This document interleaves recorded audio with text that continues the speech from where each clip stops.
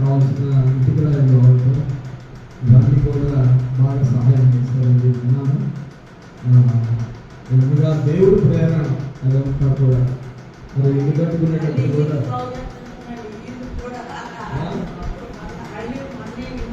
ఈ ఇంటికి కూడా ఆయన ఎంత సహాయం చేశాడంటే లెక్క లేదు. అంత సహాయం చేశాడు. ఆయన కోసం నిత్యం ప్రార్థన చేస్తున్నాను. నేను చేస్తున్నాను. బాల్కోటేశ్వర గారు, జాన్ గారు వాళ్ళే కాదు, కుటుంబమే కాదు, మరి రక్షించబడినటువంటి అనుభవం ఉన్న కుటుంబాలు మరి మరొకరిని కుటుంబాన్ని దేవుని సన్నిధికి మనం నడిపించాలి. అందుకోసం మనం ప్రయాసపడాలి, ప్రార్థన చేయాలి. ఇంకా ఎంతో ప్రయాసపడ్డారు, మందిరం కట్టారు, వస్తున్నారు.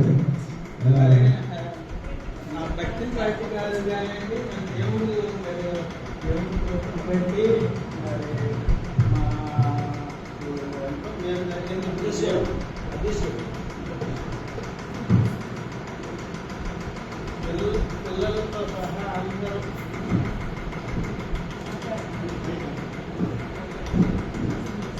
పిల్లలతో సహా అందరూ దేవుడిని స్తుతిస్తున్నారు.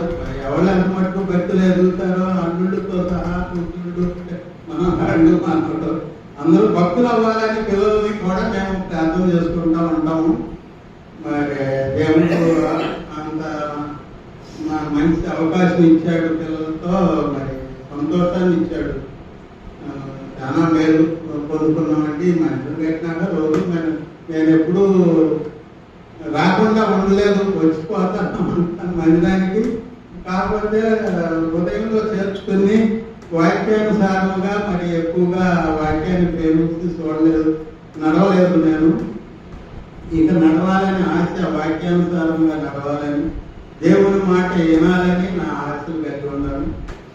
క్షమించినందుకు మమ్మల్ని మీరు అందరూ కూడా నా కొరకు భక్తులు ఎదగాలని ప్రార్థన చేయమని అడుగుతున్నాను. మంచిదండి. ఇంకా ప్రయాస, చాలా మంది ప్రయాస ఉన్నది. వచ్చి మాట్లాడేవాళ్ళు మాట్లాడవచ్చు. తర్వాత ఈ స్థలానికి వచ్చి మేలు పొందినటువంటి వారు కూడా సాక్ష్యం రూపంలో చెప్పచ్చు. టైం అయిపోతుంది, కానీ కొంచెం ఆలస్యం అవుతుంది. ఈరోజు ఏమనుకోవద్దండి, ఆలస్యంగానే ప్రారంభించాము, ఆలస్యంగానే కొంచెం ముగించుకున్నాం. ఆనందంగా కనుక త్వరగానే ముగించుకున్నాం. సరే మాట్లాడుతుంది. మేము కూడా అయ్యా ఉన్నప్పుడు పాప ఉన్నప్పుడు వెళ్ళేవాడు ప్రార్థనకి. పౌరురాజు అన్నయ్య వచ్చి మా ఇంటికి మరి చెప్పటం వల్ల మేము కూడా అక్కడ పాప ఉన్నప్పుడు వచ్చేవాళ్ళం. అక్కడి నుంచి కూడా చాలా ప్రయాసపడ్డారు పౌరురాజు అన్నయ్య వాడక. మరి ఇక్కడ మందిరం అక్కడైతే డిస్టర్బ్ గా ఉంటుంది, ఏదో ఒకటి అక్కడ రోడ్డు తనం మోగుతుంటే. ఇక్కడ అడిగే కనుక అందరూ మారు మనసు పొందాలన్నా, ప్రార్థన ఎక్కువ చేసుకోవాలన్నా కానీ ఇక్కడ బాగుంటది అనే ప్రయాస ఆ అన్నయ్యలో, పౌరాజు అన్నయ్యలో నేను చూశాను. చాలా ప్రయాస అందరూ చేశారు, మీరు అందరూ చేశారు. పౌరాజు అన్నయ్య అందరు ఆత్మను రక్షించబడాలని ప్రార్థన ఎక్కువగా ఇక్కడైతే నడిచిద్దని ఆయన ఇష్టపడి ఎంతో ఆశ చూశాను వాళ్ళు. నిజంగా నేను ఇప్పుడు కూడా అందరూ ఎక్కడికి వెళ్తారు, మీరు చర్చి, ఏ చర్చి అంటే మేము పలాల దగ్గర అని చెప్పి, మన మందిరం ఉంది, మన దేవుడు మందిరం మన ఆత్మ రక్షించబడటానికి ఇచ్చాడు. నిజంగా ఇందుకు మందిరం లేకపోతే ఆత్మను రక్షించబడేది కాదు. కాదైతే నేను దేవుడు ఇచ్చిన మందిరాన్ని బట్టి కృతజ్ఞతలు చెల్లించుకుంటున్నాను. బిడ్డలైన వారు అందరూ చేతులు, అందరూ హస్తాలు కలిసి బిడ్డలు అందరూ కూడా దీవించబడాలని ప్రార్థనలో ఎదగాలనుకున్నా.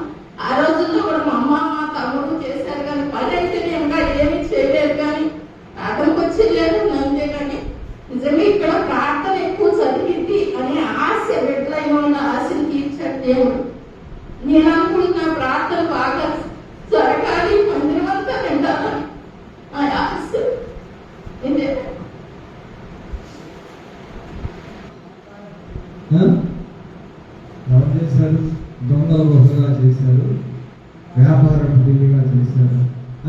ప్రభు అని ఆ స్థలానికి వచ్చి ఏం చేశారు? వారిని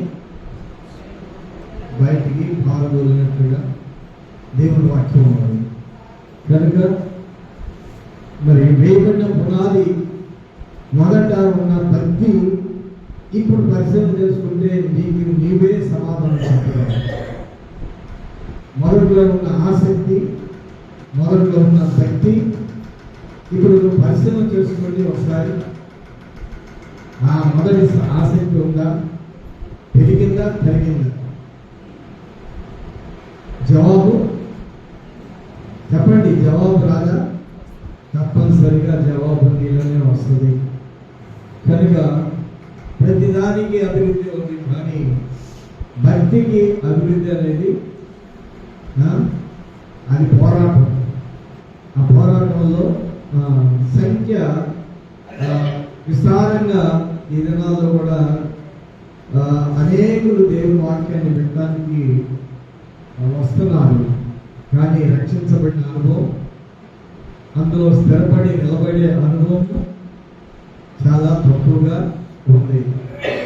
3.5 సంవత్సరం యేసు ప్రభు సేవ చేశారు. ఆ సేవలో ఎంతమంది అండి శిష్యులు? 12 మంది శిష్యులు. మరి అద్భుత కార్యాలు ఏం చేశారు ప్రభు? ఎంతమంది ప్రభుని వెంబడించారు? నిలిచిన వారు ఎంతమంది? 12. ఆ నిలిచిన వారిలో కూడా ప్రభుని అప్పగించిన వారు ఒకరు. ఆ తర్వాత పునరుద్ధరుడై తిరిగి లేచిన తర్వాత కూడా నమ్మనటువంటి వారు ఒకరు. మరి అలా ఉంటే యేసు ప్రభు అంత దేవుడే ప్రత్యక్షంగా శరీర రూపం దాల్చి అనేకమైన అద్భుత కార్యాలు చేసి చూపించినప్పటికీ కూడా నిలిచిన వారు మాత్రము తక్కువ సంఖ్య. కనుక పిల్లరా, భక్తి యొక్క అభివృద్ధి కోసము మనము నిలిచిన వారంగా ఉండి ప్రార్థన చేయవలసిన వారంగా ఉన్నాం. కనుక చాలా మంది ఈ మందిరం కోసం ప్రయాసపడ్డారు, ఇంకా కొంతమంది లేరు. చాలా మంది ప్రయాసపడ్డారు. అందరి ప్రయాస, అందరి యొక్క ప్రార్థనలు ఈ మందిరం కట్టబడింది. ఈ మందిరాల్లో ఏముండాలి? ప్రార్థన ఉండాలి. ఏముండాలి? ప్రార్థన ఉండాలి. ఈ మందిరం నా మందిరము ప్రార్థనా మందిరం. మందిరం ఎందుకు కట్టుకున్నాం? తలుపులు వేసుకొని తాళాలు వేసుకోవడానికి కానీ సరే, నేను వచ్చి ప్రార్థన చేసుకున్నాను వారానికి ఒకసారి అయినా అని ఆదివారం ఒక గంట వచ్చి బుధ శనివారాలు కొద్దిసేపు వచ్చి కనబడి వెళ్ళిపోవడం కాదు. నా మందిరం ఉంది, ఆ మందిరంలో ప్రార్థన చేసుకున్నాము అని నా సమస్యను తీర్చుకునే స్థలం అది అని చెప్పేసి విశ్వాసం ఉంచగలిగినట్లయితే ఆ మందిరంలోనికి వచ్చి ప్రార్థన చేసిన సంఖ్య అంత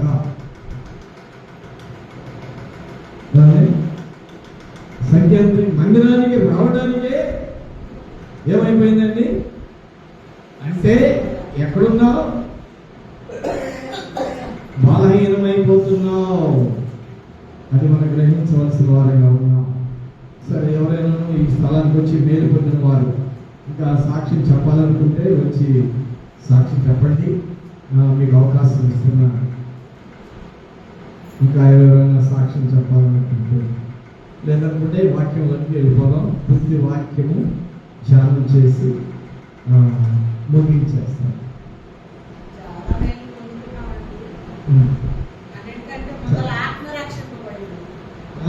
చెప్పండి అమ్మాయి చెప్పండి. ఆమె చెప్పండి చాలు.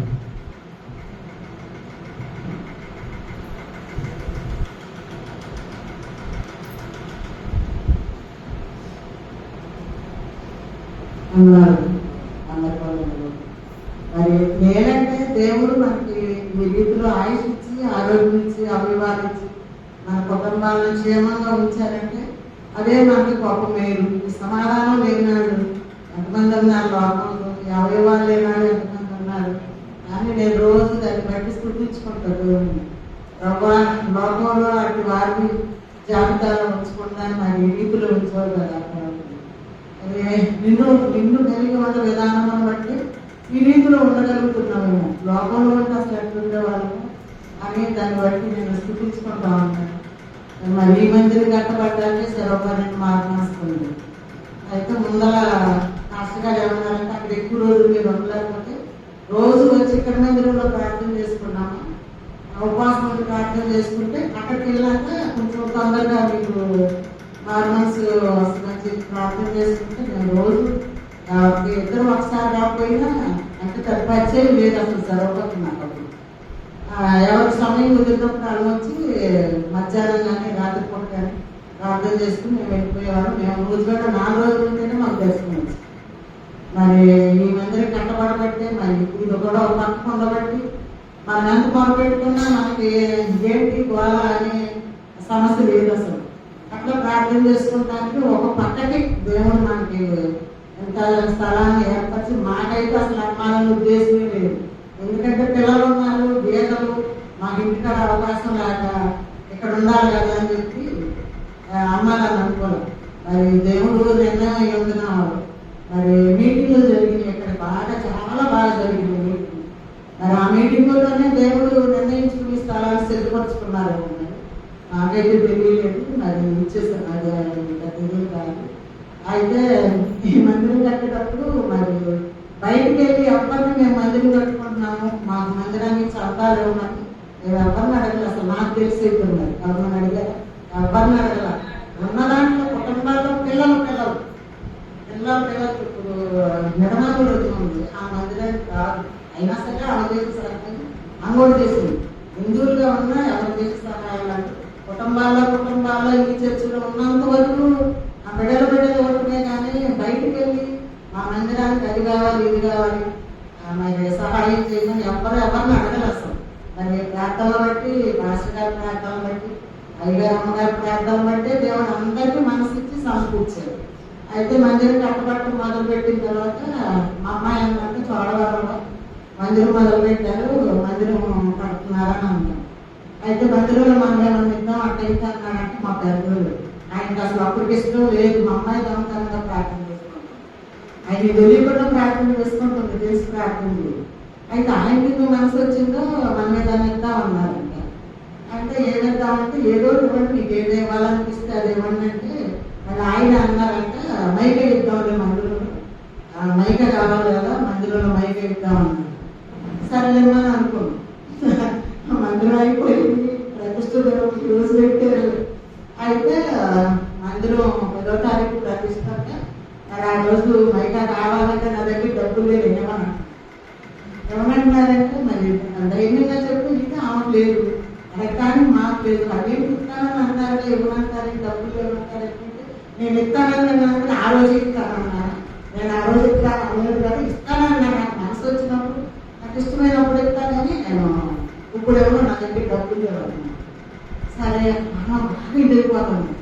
మాకు చెప్పింది సరే ప్రార్థన చేస్తామో చేసేదేముందని చెప్పి మేము ఎదురు అంటానికి లేదు అసలు.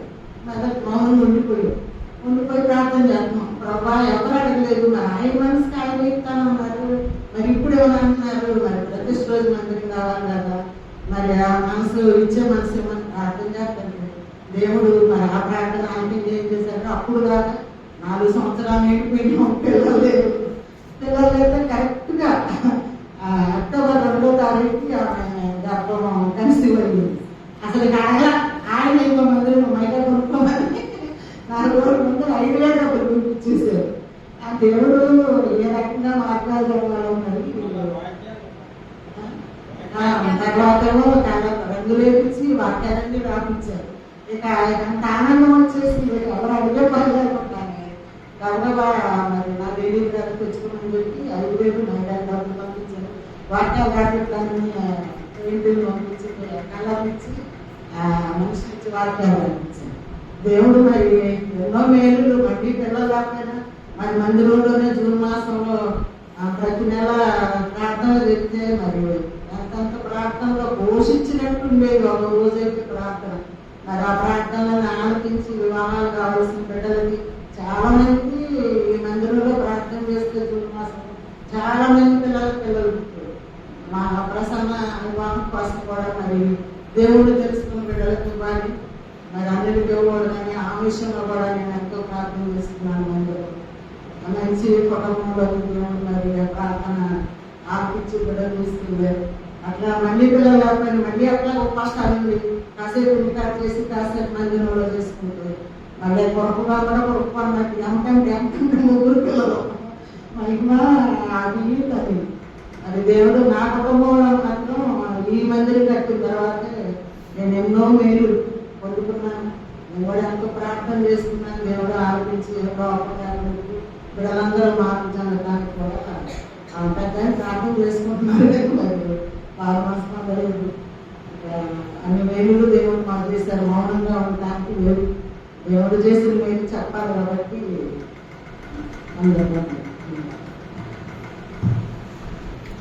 ప్రార్థన చేస్తున్నాం.